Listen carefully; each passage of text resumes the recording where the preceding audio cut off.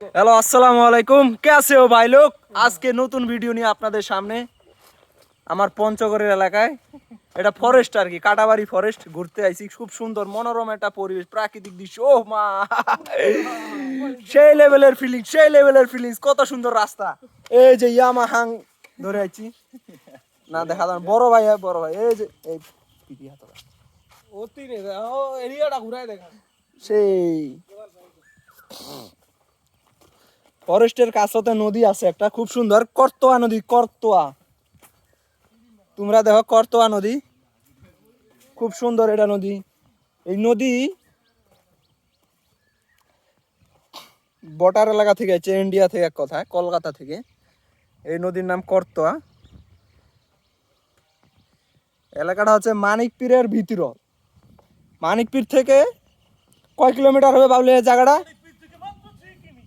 3 kilometre ভিতরত ফরেস্টটা। এটা ছোটবেলা অনেক আইছু না আর কি, এলা আর আসা হয় না, কারণ এলা ঢাকা শহরত কাজ কাম করে খাচি টাচি। ঢাকা শহর কামলা দেবে। হ্যাঁ, আজকে দেখা বা গ্রামত আইছো আর কি, ঈদের ছুটিতে দেখা সবাই। খুব সুন্দর একটা এলাকা। ঈদের 2-1 দিন মানুষ হয়, এলা আর নাই। ঠিক আছে, এলা কি দেখাবো এটি, কি কয়? খুব সুন্দর একটা ভিউ, ভালো লাগবে সবার। এলাকার সবটা যায় তো জানেন ফরেস্ট সম্পর্কে, এই তো জানেনি।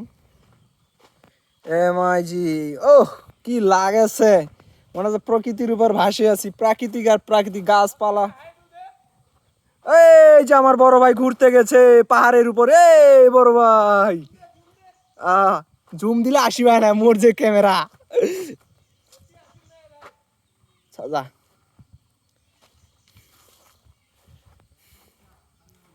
হ্যাঁ হ্যাঁ, মোবাইলটা আগতে বাইর করা ছিল, যে বেলা মানিকপীরে ঢুকিছিল না, সেলাই মোবাইলটা বাইর করে দরকার, ভিডিও করার দরকার ছিল। তাইলে ভালো করে দেখা গেল রাস্তাঘাট সহ, মানে সব কিছু দেখা গেলে আর কি।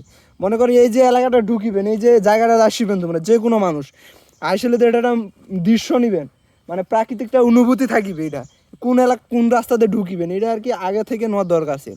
ভুল হয়ে গেছে, মোবাইলটা তখন বাইর করার মনে ছিল নাই। নতুন ব্লগার তো এই জানে, আর হয়ে যাবে আস্তে আস্তে, সমস্যা নাই। এলাকা থাকিলে এলাকার সব কিছু দেখা, প্রাকৃতিক দৃশ্য দেখা যাবে। এলাকাটা অনেক সুন্দর আর কি, নদী আছে কাছতে। হ্যাঁ, কাছতে নদী আছে। বর্ষাকাল হলে ভরাট হয় আর কি, যেহেতু বর্ষাকাল প্রায় পড়ে গেছে, কারণ নদীর পানি বেশি নাই, আরো হয় ভরাট হয় একবারে। এই যে যে জায়গাটা দাঁড়া আছে, এটা নদীর সাইডে, তো এটা তো পানি উঠে, খুব সুন্দর পানি উঠে এটা আর কি, ভালোই লাগে আর কি।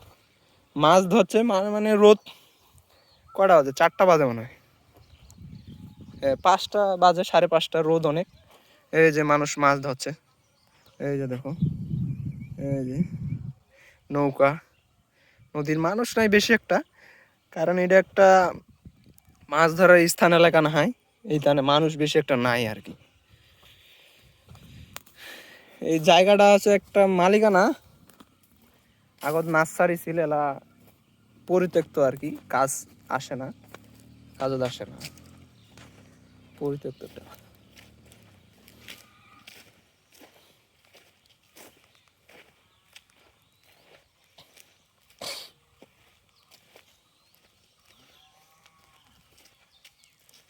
এটাই ঈদের 2-1 দিন আগত আসার দরকার, ঈদের দিন পরের দিন আসার দরকার ছিল নাকি ভাইয়া?